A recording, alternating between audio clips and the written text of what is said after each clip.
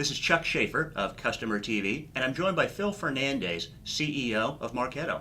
Phil, thanks for taking some time out of a busy day and a busy event to share in a conversation. Hi, Chuck. It's a crazy busy event, but glad to do it. Great. Phil, I'd like to start our conversation with a little bit of context. You are an advocate of a business development strategy called Revenue Performance Management, or RPM. For the business leader or marketer that's not yet familiar with RPM, how would you describe that? I am an advocate, Chuck, and so much so that I wrote a book on it this year, and I'm really trying to carry that message very much to the marketplace. The idea around RPM is that every company needs to think systematically about how they create revenue. There's been a huge change in the world. That change is that buyers now control the buying process. They make the decisions about when, how, where, and with who they're going to engage. And in many cases, they make buying decisions well before they ever talk to a salesperson. This really changes then the job of revenue professionals, people trying to put revenue on the board in their company, where they need to adopt a whole new set of processes that leans toward the marketing department.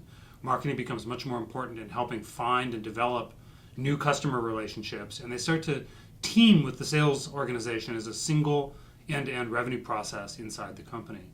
This could be transformative then when companies start to think about how do marketing and sales work together to find more customers, to drive more business, and to think statistically, analytically, mathematically about how to drive that revenue and how to increase revenue growth. It can produce things like a 20, 30, 40% increase in sales effectiveness, sales efficiency for companies that do that right. Is there an overarching business opportunity that's enabled or business problem that is solved by adopting revenue performance management? Well, the business problem that's solved is revenue growth, right? And every company is seeking true revenue growth. If you dive into that, the process of creating revenue, that is the sales and marketing departments in most companies, is wildly inefficient. We've seen every other part of the business get just tremendously more productive over the last 20 years, right? Things like Six Sigma and real-time supply chain have transformed the way products are manufactured, the way they're delivered to customers, but sales and marketing remains a craft. It remains a black art of marketing, picking what program they're going to do, where they're going to spend their money. And there's reliable statistics that in many companies, sales teams spend more than 50% of their time unproductively, dialing for dollars, not talking to people who want to buy from them. So at the micro level, the business opportunity is to sort of get to productivity in the creation of revenue. At the macro level, if companies can find productivity, it becomes a key source of true business revenue growth, which is of course critical in our still somewhat retarded economy that we're still kind of digging out of the Great Recession. What's the profile of the ideal customer that's going to get the maximum payback from an RPM strategy?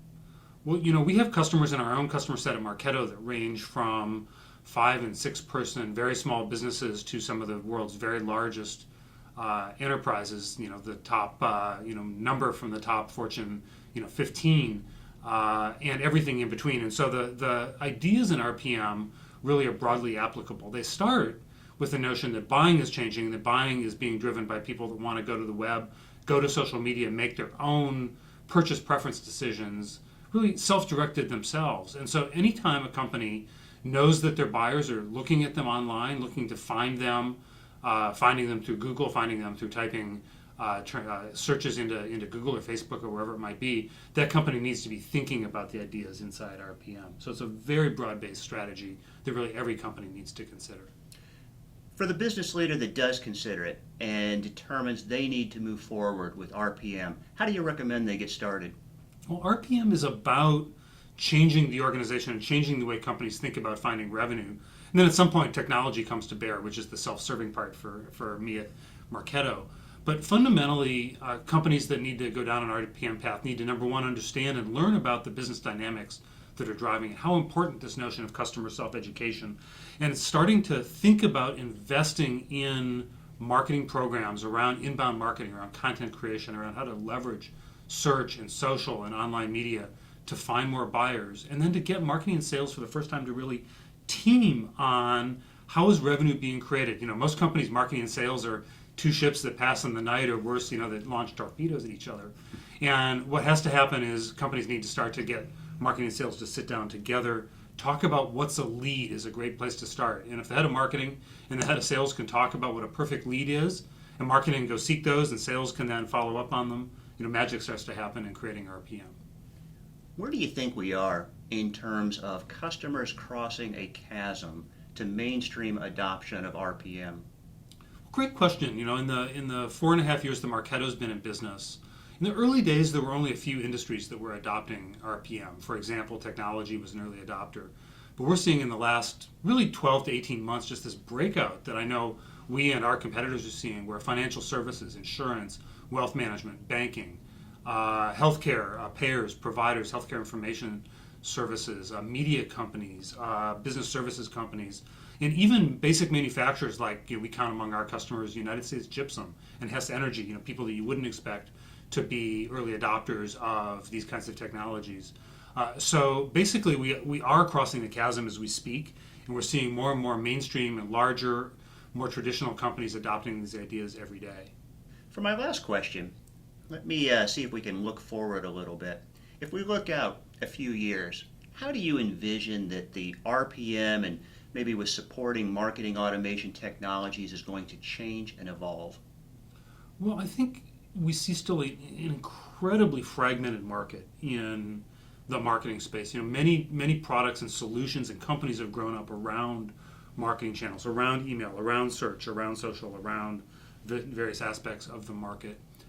And that's created a very fragmented view. It's a view that to the customer, to the end buyer, looks fragmented as the buyer crosses between various channels. So what we're going to see, I think, for the first time is the emergence of a true marketing platform that spans all those channels. If you ask a CFO what's their software platform, they'd say SAP or NetSuite. They wouldn't miss a beat. If you ask a head of sales what their software platform is, they'd say Salesforce, or I'd name another CRM system. But you ask most CMOs that question, and they wouldn't even know what you're talking about if you say, what's their platform? But I think 3 or 4 or 5 years from now, CMOs are going to know that they have a piece of technology that is theirs, that integrates with the rest of the enterprise, and helps them put their best foot forward across every channel to create that buying experience for the buyers that are trying to find them, web, social, and all these other channels we've been talking about. Very good. And I think with that insight, we're at a good break point to conclude our conversation. This is Chuck Schaefer. I've been joined by Phil Fernandez, CEO of Marketo. Phil, thank you for your comments and insight, and thank you for joining me today. Thank you, Chuck. It's been great. Very good.